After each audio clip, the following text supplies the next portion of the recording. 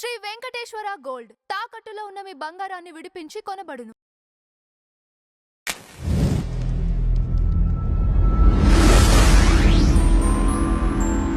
నమస్కారం భరత్. నమస్తే అండి.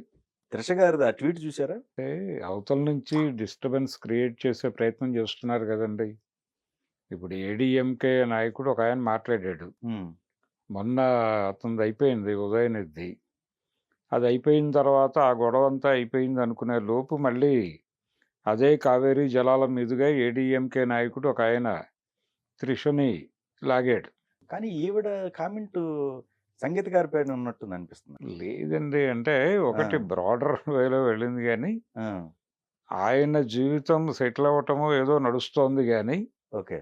నన్ను అంటే రోడ్డు మీద లాగటం అనేది ఆగటం లేదు అనేది ఆవిడ పెయిన్, ఆవిడ గొడవ.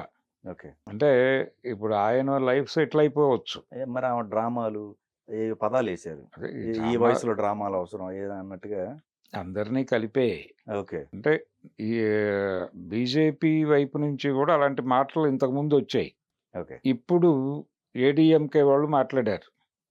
ఇప్పుడు గొడవ రీసెంట్, ఇప్పుడు నిన్న మొన్నటి గొడవ అదే. అవును అవును. ఓ పక్కన అసెంబ్లీలోనేమో వీళ్ళు వందే మాత్రం కూడా కాదు, ముందు అసలు తమిళందే పాడాలి, మా పాటే ఫస్ట్ అని చెప్పేసి అదొక తీర్మానం పెట్టుకున్నారు. అవును, అది అది మొదటి నుంచి ఉన్న వ్యవహారమేనండి. ఈ రోజున కంటే అంటే ఆ విషయంలో విజయ్ మీద అది ఉంది ఆరోపణ.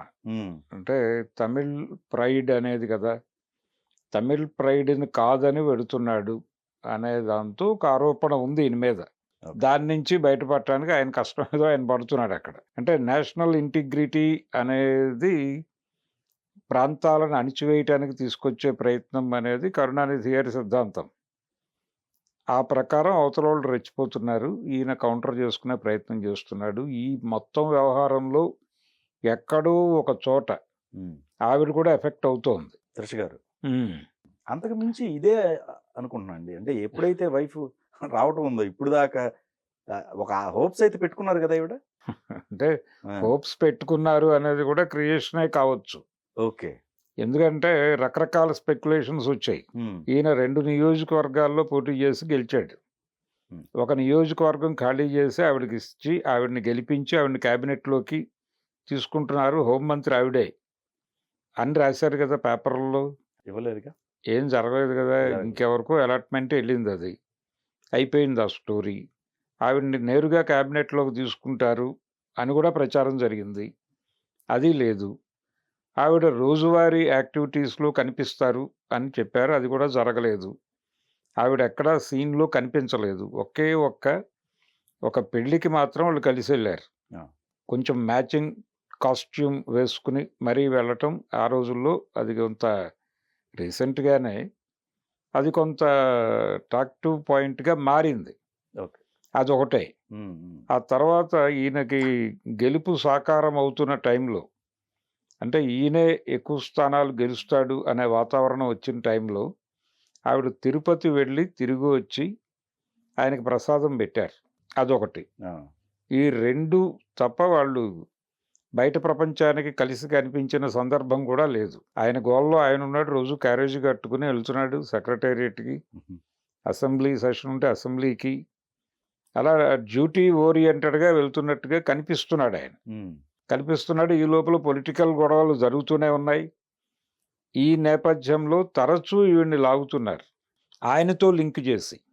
అంటే మనకు ఒక సామెత ఉంది, బిడ్డ పోయినా పురిటి వాసన బాగోలేదని.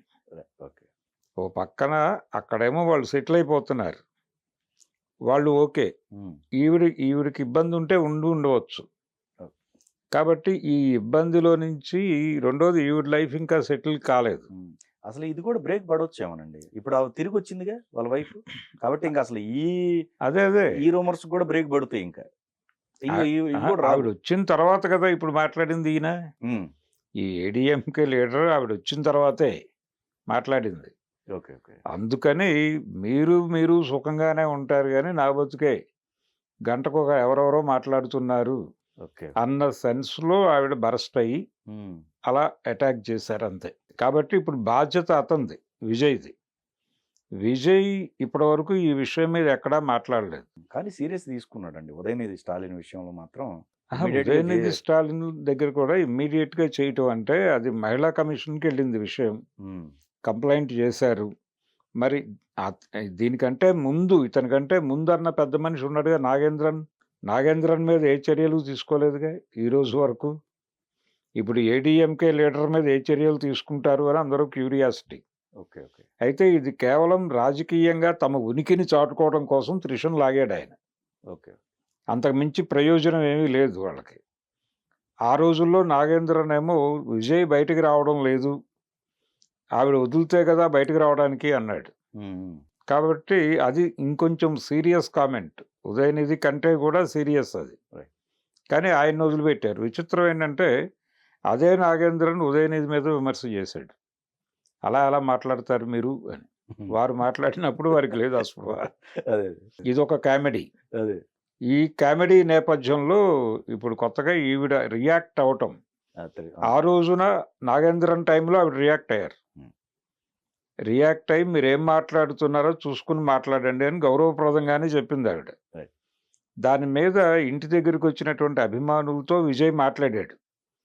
మాట్లాడి మా ఇంట్లో గొడవలు ఉన్నాయి, మీ ఇళ్లలో కూడా గొడవలు ఉంటాయి, అయితే మన పర్సనల్ గొడవలు అవన్నీ అవి ఎలాగో సెటిల్ చేసుకుంటాం, కానీ మన నాన్ పర్సనల్ గొడవలు ఉన్నాయి మనందరికీ కలిపి, అవి సెటిల్ చేసుకోవడానికి కలుద్దాం అని చెప్పాడు తెలివిగా. Right. అది తప్ప ఆయన ఈ ప్రస్తావన ఎప్పుడూ చేయలే. తన ఇంటి గొడవ కానీ లేకపోతే త్రిష గొడవ కానీ ఆయన ఎప్పుడూ బహిరంగంగా మాట్లాడలేదు. ఈసారి ఎలా రియాక్ట్ అవుతాడు అనేది క్యూరియాసిటీ. ఇప్పుడు కూడా ఆయన ఈ విషయాల్లో బయటకు మాట్లాడకుండా నెమ్మదిగా ఇదేదో సెటిల్ చేసుకుని ప్రపంచం రకరకాలుగా మాట్లాడుకుంటుంది.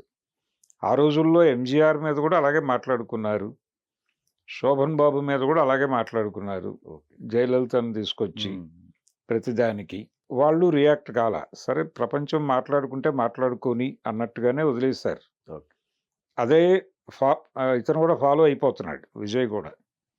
అందుకని ఆవిడ రియాక్షన్ కేవలం ఆవిడ తిరిగి రావటం అనేది కూడా ఉంది, మిక్స్ అయి ఉంది. కానీ అదే అనిపించింది, అది మిక్స్ అయి ఉంది, ఆ ఆవేదన ఉంది.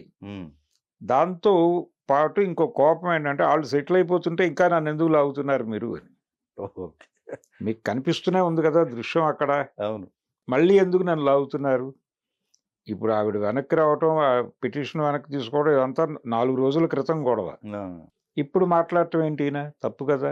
రైట్. అందుకని కొంచెం బరస్ట్ అయింది ఆవిడ.